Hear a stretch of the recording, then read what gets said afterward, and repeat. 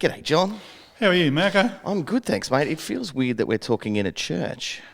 Well, this is a very historic church, of course. It's the original Methodist church. It was the Bays, one of the early Bays churches, and of course finished up here at the Historical Village and Museum in Zephyr Street. Still in its original condition, still very well used for weddings, services, funerals, whatever. It's a very, very well used piece of the equipment in the historical village. Yeah, absolutely. But when I say weird, it just feels like I should be repenting right now. That's what it feels like. You maybe look like you need to repent. John, so this used to be where Pialba Place is now. In Main Street, facing Main Street, yes. Virtually as you drove in, if you drive into the entrance off Main Street into Pialba Place, yeah, just on the right there, this church stood there for many, many years. Earlier on you were letting me know about what else was beside there. It was quite interesting. Well, of course, right there was the original power station for the Hervey Bay, which was privately owned in those days from the 1930s onwards up until Howard Power Station opened in 1948. And it got its water for the steam from a big dam where Coles service station is now. So it was commonly or locally referred to as the Platypus Pond, although I don't think there was ever a platypus in it. But that area has certainly changed greatly to what we remember as we grew up in the bay. It later became, when the power station closed, it became an iceworks, which before the days of refrigeration supplied block ice for all the houses and shops around the place. So yeah, twice weekly iceworks van would come round and fill up the old ice chest. So Wow. yeah, things have changed. Well, John, you know how we quite often think about our laws now and we go, oh, there's so many ridiculous laws out there. They had one that kept blowing up the power station. Yeah, well, when the permission was granted, originally the in its wisdom, the council, the local council, which was then the Burrum Shire Council, said, look, we don't want any of this newfangled electricity in Hervey Bay. We like hot meat. So the Anderson family actually went to the government in Brisbane and they said, look, yes, we'll give you permission. Originally it was to be 32 volt. And just at that stage there was 240 volt AC was coming in, which was a lot easier to send over long distances, between here and Urangan and such without great losses. So they put it in on the condition that it ran 24 hours a day, 7 days a week, 365 days a year. But the only problem was in the early hours of the morning when the generators were busily churning away and no load on them, no electricity load on them, they would burn out. So the owner, in his wisdom, Andrew Anderson, very clever fellow, said, oh, well, we'll use the power to make some ice. So where the power station was when it was closed, they put in an iceworks. So that's, it's just amazing how times have changed in those few short years since the 1940s. Yeah, absolutely unbelievable. Now, you've been working on a project for a long time. There's already a book released. You've got it in front of you at the moment. Moments in Time, Volume 1, which was a pictorial history of Hervey Bay and surround. Now, that book, hardcover, full cover, 200 pages, has gone extremely well, still sells very, very well.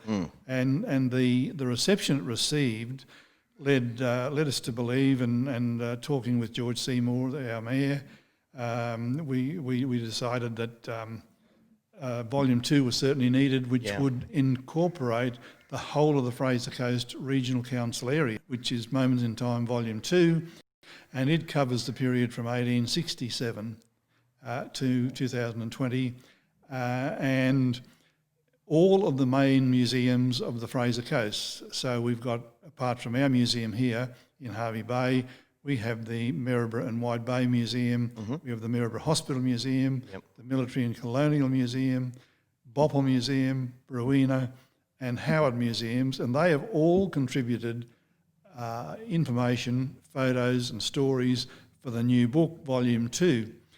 And, I'm a fifth generation local, and believe me, the work that those other museums have done and the photographs that have been handed over for this new book, and the history is just absolutely amazing.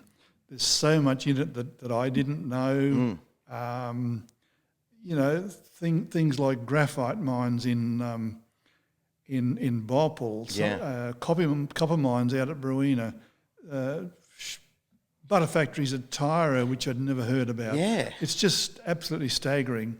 And Bhopal's connection, of course, Bhopal Mountain, and locally, of course, macadamia nuts are always referred to as Bhopal nuts.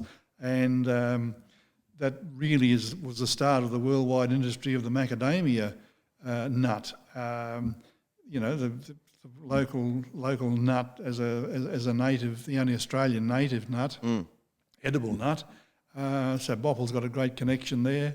Howard, a big connection with coal and the mining industry, but also the federal parliamentarians that have come out of the small place of Howard. Yeah. And the houses are still there. You can go and see where, you know, Prime Ministers live, and the first lady senator for Australia, Wow. Mel Rankin, and stuff like that. It's just absolutely amazing stuff.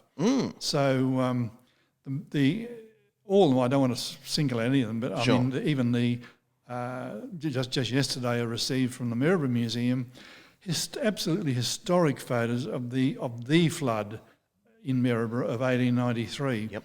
And some of those are just absolutely amazing to look at. You know, seeing boats tied up at Granville on the banks of the river, and so much water behind them, and you just realise when you look at things that are there today how high that flood was. Oh, yeah. And you know, there's been many floods over the years through Maryborough, but the 1893s, 55 and 74 stand out as the big ones.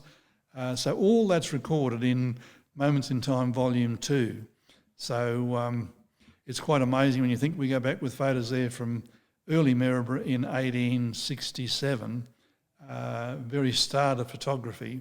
So again, I'm sure that this Volume 2 is going to be received with the same enthusiasm. All of the museums are very, very excited about it. Hopefully it'll make good Christmas presents for a lot of people. Yes. And help a lot of museums out financially. Now, people can grab the first edition if you'd like to hold it up to the camera, John. Yeah, we've got the first edition. That's Moments in Time Volume 1. Beautifully printed and bound, hard-covered, 200 pages, and very well done. Just a treasure trove of information and history. This one, of course, of Hervey Bay and surrounds the rural areas. But the new one, of course, will be the whole of the Fraser Coast. So it'll be quite unique. Yeah, John, this is very exciting, and you guys have slaved away. I mean, that first one took you 12 months. How long did the second one take you? Probably almost as long, because all of the separate museums have had to produce all of the records, and then Sure.